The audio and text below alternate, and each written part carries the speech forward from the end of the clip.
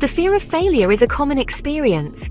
It can feel especially heavy in academic settings. Students often feel pressure to succeed. They worry about exams, grades, and their future. This pressure can turn into fear. It can make learning feel impossible. Imagine a student facing a big test. Their heart races, their palms sweat, they can't focus on the material. This is the fear of failure at work. It can affect anyone from elementary school to university. This fear is not just an emotion, it's a physical response. When we feel fear, our bodies release stress hormones. These hormones trigger a fight or flight response. This response helped our ancestors survive danger, but it's not helpful for taking tests or learning new things. In fact, this fear response can hijack our brains. It makes it hard to think clearly and remember information. Our brains are too busy dealing with the perceived threat. This is why understanding the science behind fear is key to overcoming it. Fear and anxiety have a powerful impact on our brains. They activate a region called the amygdala. This area is responsible for processing emotions, especially fear. When the amygdala senses danger, it sends out an alarm. This alarm triggers the release of stress hormones like cortisol. Cortisol floods the body, preparing it to fight or flee. This is helpful in a real emergency. But when it comes to learning, cortisol can be a problem. High levels of cortisol interfere with the prefrontal cortex. This is the part of the brain responsible for higher-level thinking, planning, and working memory.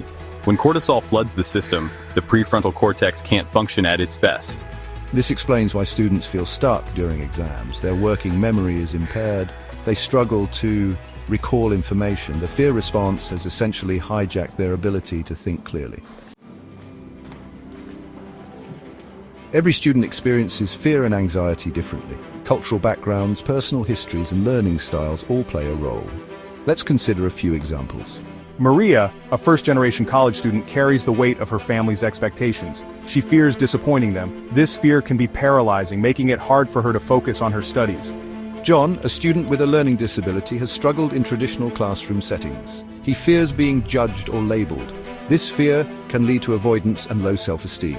These are just two examples of how fear manifests in different ways. It's crucial to acknowledge these diverse experiences. There's no one-size-fits-all solution for overcoming fear and anxiety. Despite the challenges, there is hope. Students can learn to manage fear and anxiety. By understanding the science behind these emotions, they can develop effective coping strategies. One powerful tool is cognitive reframing. This involves changing the way we think about stressful situations. Instead of viewing a test as a threat, students can reframe it as a challenge. This shift in perspective can reduce anxiety and improve performance. Mindfulness is another valuable practice. By paying attention to the present moment, students can learn to observe their thoughts and feelings without judgment. This can help them detach from negative thought patterns and reduce stress. Finally, cultivating a growth mindset is essential. This involves embracing challenges as opportunities for learning and growth. Students with a growth mindset view setbacks as temporary and believe their abilities can improve with effort. This positive outlook can boost resilience and motivation.